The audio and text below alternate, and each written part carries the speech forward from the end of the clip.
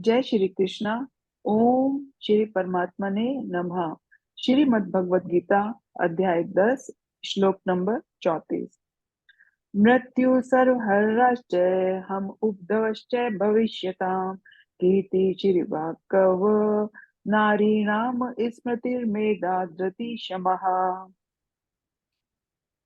मैं सबका नाश करने वाला, मृत्यु और उत्पन्न होने वालों का उत्पत्ति हेतु हूँ तथा स्त्रियों में कीर्ति, श्री, वाक, स्मृति, मेधा, धृति और क्षमा हूँ। अब इसमें ये जो सारी कन्याओं के जो नाम लिए गए हैं ना, तो इसमें ये बताया जाता है, उसमें भगवत पुराण की ये कथा है कि स्वयंभू मनु की कन्याएं थी। उसका जो प्रसूति थी वो प्रजापति दक्ष को ब्याही थी। उनसे 24 कन्याएं हुई थी। यह सब उन्हीं में से एक हैं। और इनका आप उसमें से लेंगे ना, यदि प्रकृति के हिसाब से लेंगे तो उसमें जैसे आपने किसी ने बॉडी धारण की है, अब चेतना ने की। अब शुद्ध चेतना जिसमें प्रकृति की मिलावट नहीं है, तो उसकी जो कीर्ति होती है, तो वह कीर्ति के बारे में बात हो रही है। श्री हो गया लक्ष्मी के बारे में, वाक हो गया वाणी के बारे में, स्मृति हो गया याददाश्त के बारे में, मेधा हो गया जो प्रखर बुद्धि बुद्धि तेज होती है ना, जो उसको बोला जाता है मेधा। मतलब जिसकी बुद्धि में जैसे कह दीजिए सरस्वती विराजमान है अच्छा। पूरी तरह से। हाँ, और धृति हो गया, धैर्य हो गया, और क्षमा हो गया कि जैसे आपको फॉरगिवनेस करने की जो पावर होती है ना, क्षमा। तो वो सब जो होता है ये सब इसमें बताया जा रहा है। तो ये एक्चुअली है सब भगवत पुराण में, इनके सारे जो वो है, तो इनके प्रॉपर जो एग्जिस्टेंस जैसे कहते हैं ना, एक मनुष्य के रूप में एग्जिस्टेंस थी, तो उनमें इस प्रकार की क्वालिटीज थी। तो इस कारण जो है ये बताया जाता है कि स्वयंभू मनु की कन्याएं थी ये। बृहत साम तथा सामनाम गायत्री छंदसामहम मासानां मार्गशीर्षो अहम ऋतूनाम कुसुम माकरः।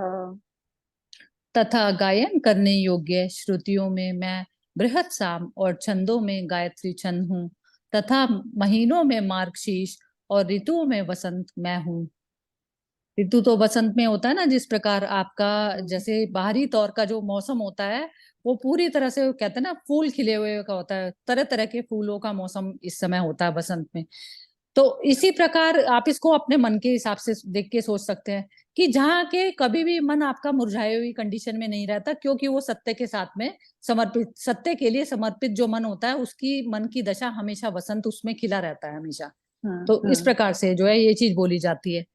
और ये बाकी श्रुतियों में बृहत साम, और ये इस बृहत साम ना सामवेद के सामों में था, और बृहत साम अनुपम, और इसमें प्रकृति, ये बृहत साम सामवेद के सामों को कहा जाता है बृहत साम।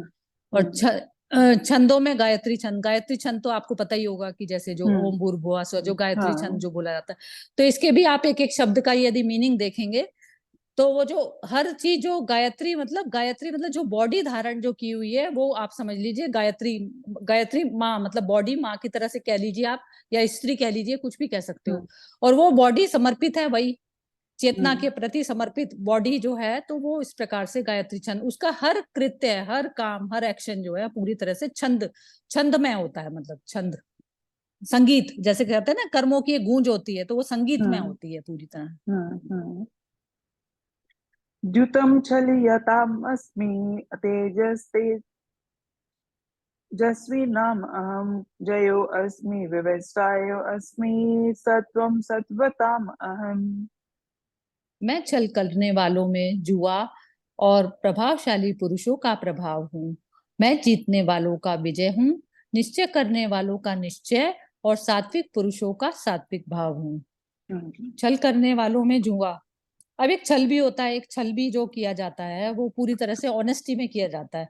आप जैसे कोई भी आप सत्य के प्रति कहते हैं ना, आप साम दंड भेद सब कुछ अपना सकते हैं सत्य में स्थापित।